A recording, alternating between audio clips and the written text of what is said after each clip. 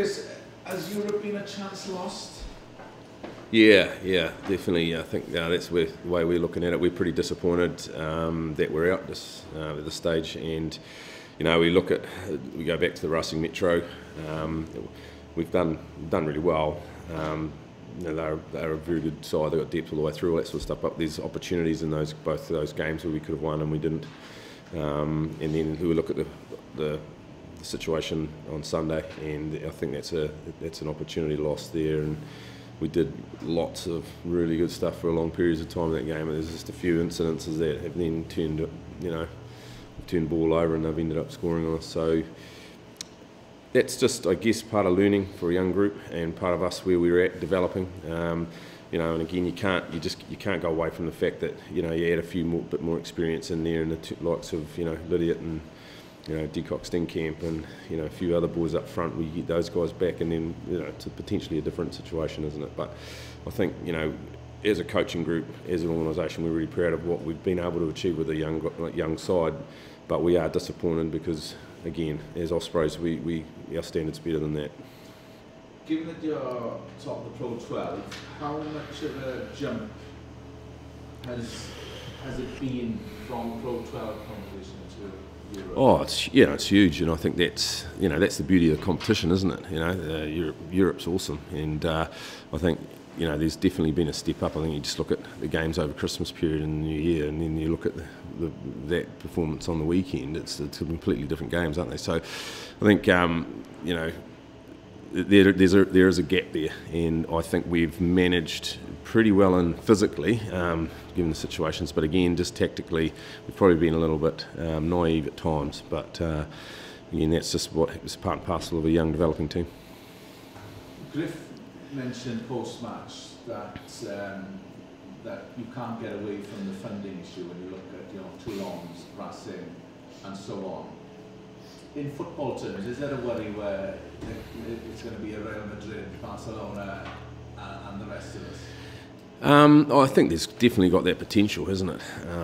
But I think therein lies the challenge, and I think that's you keep coming back to your coaching and the way you work your weeks, and again, it's the development pathways which we put a lot of energy into, and I think that can still bridge part of that gap. You just watch Toulon Ulster on the weekend. They've got talents everywhere, but at the end of the day, you can only do what you can, can't you? So again, that's what we're focusing on, and we think that the resources in the right areas will help bridge that. The last game now, do you mix things up? Do you change a few personnel before you back into Pro 12 action? Yeah, I think for us, there's still a lot in this game. For us, there's still a lot to play for. We want to make sure that we finish Europe on a high, and we're definitely going out there to do that. And we know that it's going to be a tough game. They'll want to do the same. So we've been forced to make a few changes. We can't tell you who they are yet, but again, there'll be a couple of new faces in the side. But it's not because we think anything less of this game. And in fact, it's on the contrary. We want to freshen things up, and we want to make sure that we go out to Treviso and we put a performance together that's going to get us a decent result. And that's how we're looking at it.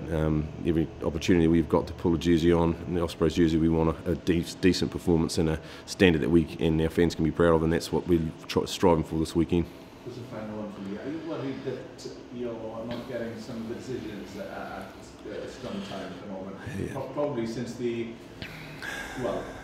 after the autumn series and since you've been back? Yeah, we've definitely. I think it's fair to say that our scrum's definitely taken a step back, and again, it's just.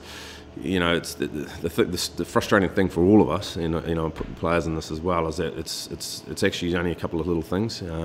We've identified a couple of areas that we just need to make sure we get better on, that we're not transferring in from training into the game. So again, we've had a really hard look at that ourselves again today, but we believe that we're not too far away. We've just got to get some fundamentals, and scrummaging is built on some fundamental stuff, and again, it's just making sure that we keep doing those things and getting better in some areas. So we think we're on the right track there. You mentioned it's Toulon and the gap between them and Ulster. So again, did you feel in terms of Northampton are one of the tournament favourites. Yep. There's not much between. There hasn't been much between yourselves.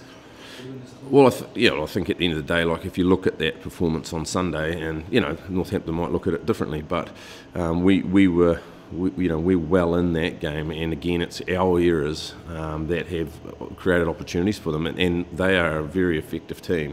When you give them a couple of opportunities, they take them, and they're a very good side. So, taking nothing away from them, but we feel that again we've done so much right in that game, but just again we just haven't been able to put it away. Now, in 18 months' time when we look back, we want to be in a position where we're not only winning those games, winning them well, and that we are challenging Europe, and that's the challenge for this group, and that's what we as coaching and organisation are striving for.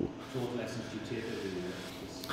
Again, just opportunities don't come often, and you've got to be you've got to be on the money. You've got to know your role. You've got to be able to perform your role under pressure, and you've got to be able to do it consistently. And I think that's the learning for this group, and everything that we do set up and prepare for during the week has to replicate that. And again, it's just we clearly haven't done that, and we've got a couple of things right. Now, you're not going to get it perfect. There are going to be things that aren't going to go your way, but you've got to be prepared to take those opportunities when they turn up.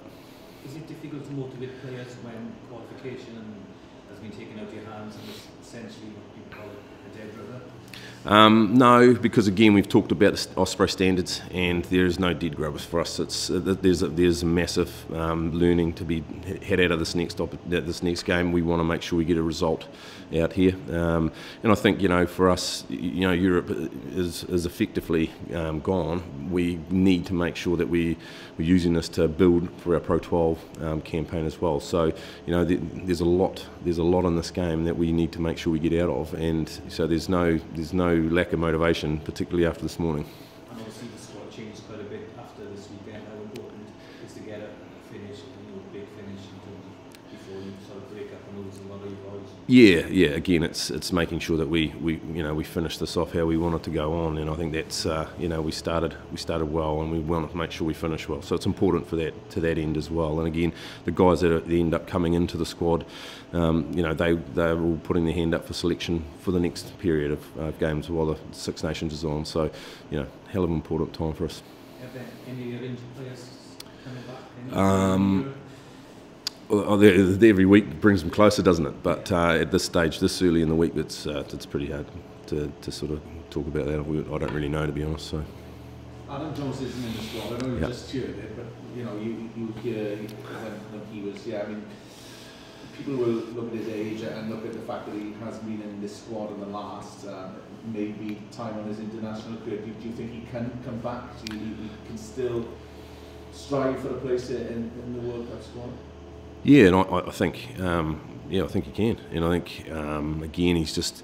I mean, it's tough, isn't it, for a guy that's played 95 caps for his country, and again he's got all of that experience now. That that it's taken a long time to build that, and it's not. He's got all that sitting there. So I think again you just never know. Opportunity is just around the corner often, isn't it? So again he's just got to be ready to go and prepared to. But I'm sure he will be.